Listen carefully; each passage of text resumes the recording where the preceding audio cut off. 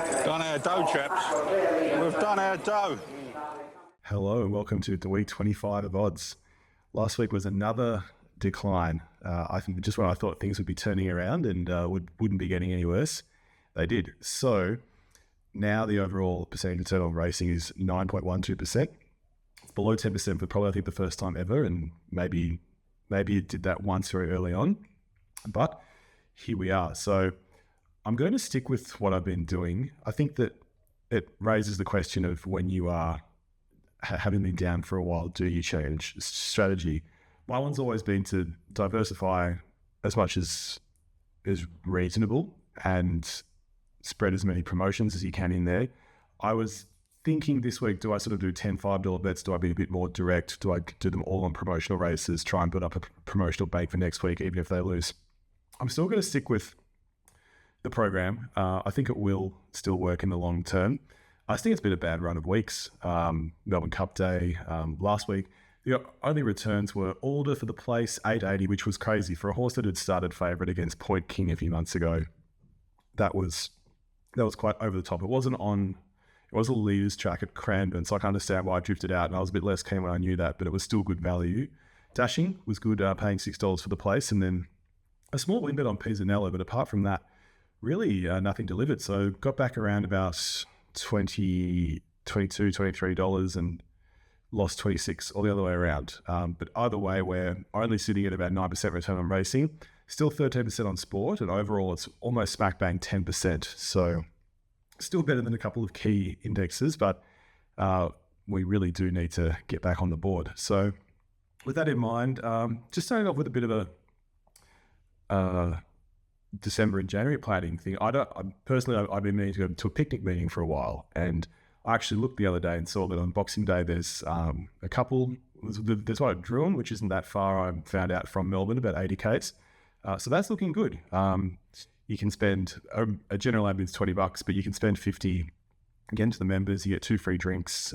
Seems like a good deal. So that's probably where I'll be on Boxing Day. And we're going to reintroduce sports betting this week because I feel like it's probably correlated the decline in profits with the sports betting that we were doing. Even when we were losing, the bonus bets were really, really helping push up that racing dividend. So sports bet have come back with a promo of money back in bonus bets, even if you bet on the AFL Women's Grand Final losers. So we are back. So this week, what are we doing? There's a sort of a spring wrap-up day at Caulfield.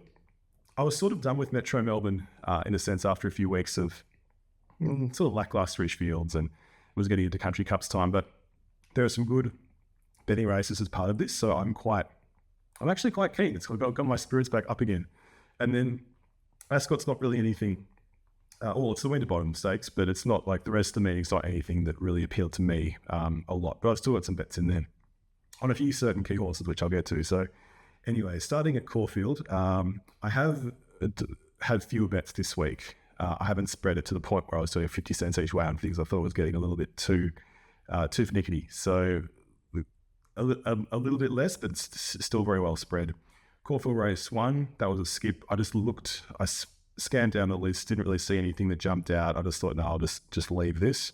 Race 2, the Merson Cooper, classic race for 2-year-olds, mostly first starters. I went down the list, nothing really grabbed me because a lot of them are jump out winners. So they're sort of all cut from the same cloth in that regard. I do like horses that are out of good horses that I used to know. So Palm Angel's out of Star Spangled Banner, which is a very fast horse. Rose Angela, the Sire of the Dam didn't particularly appeal to me, but the Dam, remember the name. I remember betting on that horse, and it had a little bit of an emotional appeal. And some of the other ones, it was just sort of a bit of a toss-up, really. So I'll go each way on Palm Angel, each way on Rose Angela, and then a 4-horse Quinella. Those two, then also She's Loaded, number 11. It was going to be Shinjina, but that's scratched. So She's Loaded, 11. That's had a second at Mortlake, and then Imzada, number 6. So 6, 7, 9, and 11. Quinella. The favourite is Tycoon Star, number 1. I fundamentally believe the Melbourne Cup Day form is terrible and doesn't stack up.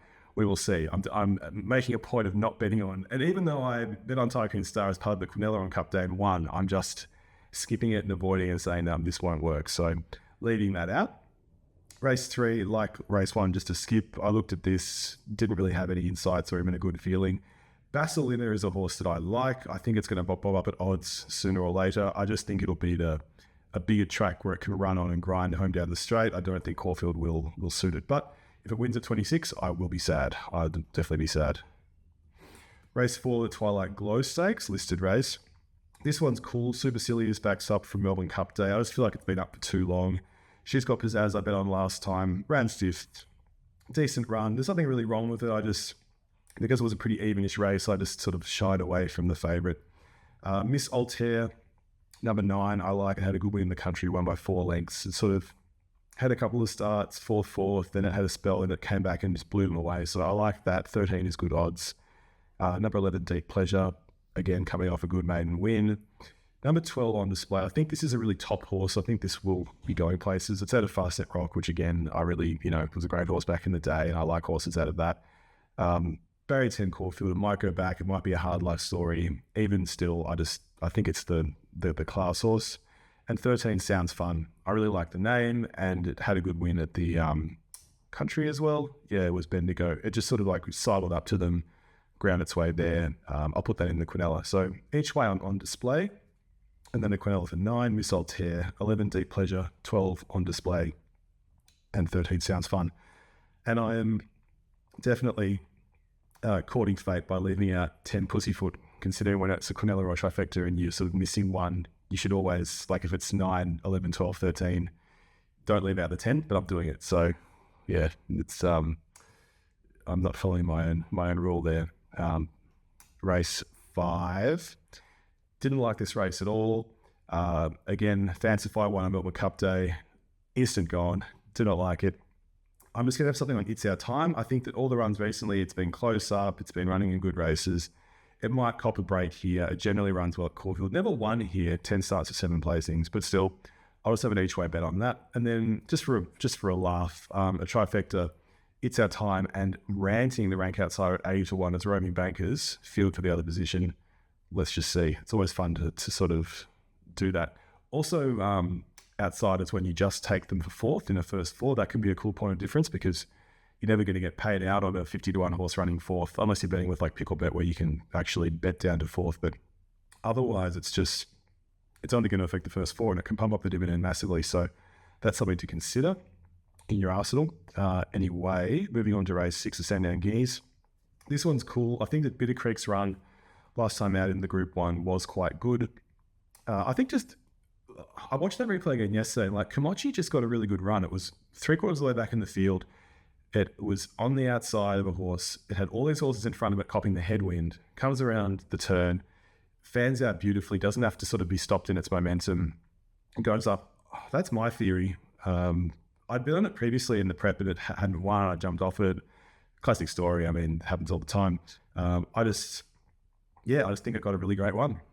So yeah, I'm not going to, where was I going with that? Bitter Creek. I think Bitter Creek's run was good. It ran on, it just sort of battled, but I mean, battling in that company is quite fine, and then it hasn't got that to contend with this time. So you could go either way, Bitter Creek or Pisces. Pisces was so dominant last time. I just really like it. Barrier 9, again, it's had in the past, like barrier trouble. It's been unlucky. It's been caught wide. Same thing could happen again. I'm just going to have a win bet on it and hopefully bonus bet's back if it runs 2nd or 3rd. Equally, you could do Bitter Creek. I'll do Quinellas and trifectas where Pisces is a roaming banker, and then Bitter Creek number 1, Stylish Secret number 4, number 7 Somewhere, that had a really good maiden win, just sort of came up to them and just really went past with a lot of conviction, and number 10 Snitson Over to fill the placings. So 2 is a roaming banker with 1, 4, 7 and 10. Stylish Secret was good. I think that was the first race on Cup Day, was it? 4th behind Aliana. No, Derby Day. It was a decent run. So, I mean, $20 is overs here, especially if it goes back and there is some sort of speed on, then the place becomes a lot more appealing. But anyway, that's race 6, getting into race 7. The Eclipse Stakes, 1,800 metres. It's funny seeing all these classic Sandown races now run at Caulfield. I want to point out New Energy. Like, I get that it's a really, it was like a high class, well, it was a decent UK horse. I get that they're running a Group 1s. It's just had 18 starts for 1 win. And It was running on at the end behind Brightside and Cohen, a good race for me the last time, but it was not in the it wasn't in their grouping. It was sort of in the ruck behind that, and it came on late when the race was effectively over. I just don't like taking horses that don't win at odds of 440 in a group race in a big field where things can go wrong or you can get bad luck. I just don't like it from that sense. Not that there's anything great in this race that is, earmarked to beat it. I like Poison Chalice as a horse. It's probably a little bit out of its depth here, but it's out of Saba-Beale. It's been working up well. It was meant to be in Newcastle Kembla last week. I think Kembla. It's meant to be there. It was scratched. I'm just going to take that in a Quinella with 4 Apulia, 12 Poison Chalice, 13 Fujita Sand, which can run a race at big odds sometimes. So 4, 12, and 13 Quinella. And then a couple of trifectas trying to maximise Fujita Sand. So 4 and 13 roving bangers with the field, 12 and 13 roving bangers with the field. I'll watch New Energy, see how it goes. I'll watch Uncle Brim with interest at 33 to 1. Holy Man's 2. It doesn't really like Caulfield. It's a horse I've got around before, but that'll be a bit of a watch and see. But yeah, that's the take for race 7. Race 8, the Zipping Classic. I took one look at this and thought, no, skip, I don't like it. Just a bunch of sort of horses, very hard to predict. Then I did go through the forms. I thought, no, it's a group race. I have to assess this. And look, Nonconformist likes dry, likes Caulfield, 3 runs in, good barrier. That's a lot to like, and it's paying 9. I think it was 12 yesterday, so that's one.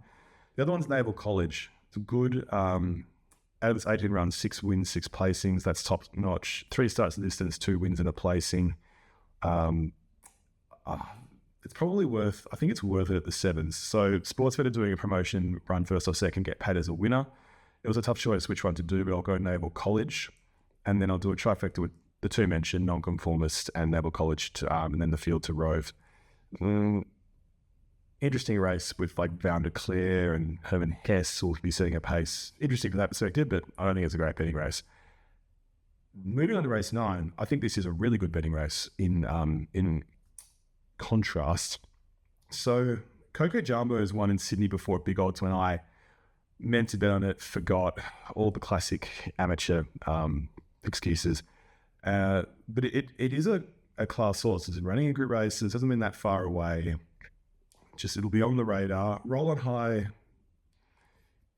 used to be a bit of a, looked like it was going to be progressive. It was going to be a bit of a top line. It hasn't really delivered, but still in a race like this, could do something. Snow Patrol, out of form, but it's beaten Southport Tycoon in its last prep. That's interesting. It's out of Contributor, which, do I remember? I'll just park that for the moment. Run Harry Run, 33 to 1.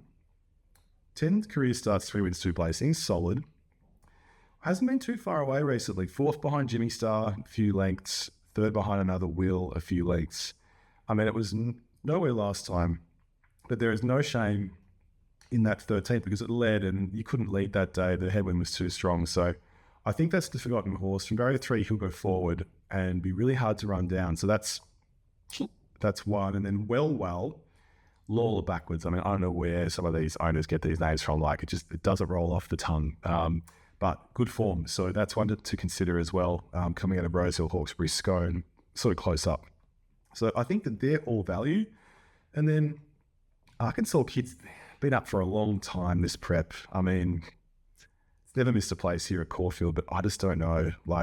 It's good value in one way, but I think the 11th at Cranmer last time could be saying, that's had enough. And then Tuvalu. I love this horse. I love the story. I just do remember a radio interview with, I think it was the trainer, could have been out. I think it was the trainer a while ago saying that it's a horse that had a lot of injury problems. It wasn't going to be the top liner that it should have been, and that they had to be sort of very selective with the races that it ran. They had to be very realistic with what it was going to achieve.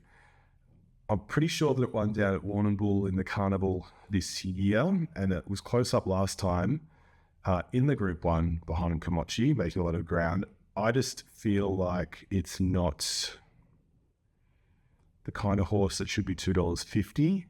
I know it's a Group 3 and it is a better horse than all of these. I just don't know if it's the consistent winner that you would be banking on. So I'm not going to take it at 250. I'm going to have each way Run Harry Run, roll on high, and then a big Cornella for Well, number 5, 7 Run Harry Run, 8 Stowe Patrol, 10 roll on high, 11 Coco Jumbo. I'll be interested what Wardy does. I'll be interested what Ryanberg does. They're running in sort of those 190 sort of grade races, stepping up here. We all know Buffalo is going to go forward and roll. Maybe Run Harry Run can sort of get a trail behind that. But yeah, good betting race, lots of value. And then just going quickly on to race 10, I looked at it, big field, hard to assess. Funds were already sort of allocated. That's a skip. So going on from Caulfield, I've left the other meeting straight over to Ascot. Race 1, big field, 20 runners. I like this when it's got this big wall of sound races at Ascot where they get them all charging down the outside. I like the sort of the cliche better horses in this race. 1 Border Force at 6s, 4 Stormageddon at 10s, 8 Rocking Society backed into favouritism at 440, and 13 Lethal Weapon. I think Lethal Weapon's the best of them. It's got a bad barrier, but I can see it that not mattering too much. It's paying 8, so I've got each way Lethal Weapon and then a Quinella for 1, 4, 8 and 13. Race 2 is a skip. Race 3, I'm just going a bit of a sentimental bet on Auntie Jean, because my grandma was called Jean, and it's a name I like. It's a horse I have just sort of noticed. It's paying $80, so that's just a pure. Sometimes you've got to be a bit frivolous, and it's it's part of the fun overall. So each way an Auntie Jean. Race 4 is a skip. Race 5. That's a big screen. Same scenario. Name I like, horse I like. 50-1, just an each way bet. And then race 6. Getting into the quality races here, the Lee Steer Classic. Spice is right. It's hasn't been running in the same sort of class races as Win in the Line, but I just like the name. The form's not too bad. 50-1's probably overs each way on that. And then number 6, 6 Shooter. For a reason, I'm going to a dress-up party on the weekend as Clint Eastwood from the Fistful of Dollars sort of series. So I know I'm in bet there. Each one 6 Shooter, and then a trifecta with 4 Spices right, 6 Shooter as roaming bankers with the field to Rove. So that's race 6. Race 7 is the Jungle Dawn Classic. I'm going to give this one a skip, but I was very keen on Love and War at its last starts. That'll be a bit of a watch. And then race 8, the Winterbottom Stakes. Mahaba was good for us last time at big odds, so I'd be interested to see how that goes at 9. Overpass Loves WA, so that's interesting. I want to point to number 14, though, Crippalenko. I mentioned this in one of the previous episodes. This horse just thrives at odds, and it's such a great name. Whether it's named after Patrick Cripps, I don't know, but fantastic naming. I love the audacity of the owners here. Like, they've had this horse that's been winning like 66 grade races at big odds. Then they've run in the Group 3 that's placed at 20-1. Amazing. Then it's run in another Group 3 and sort of run second last.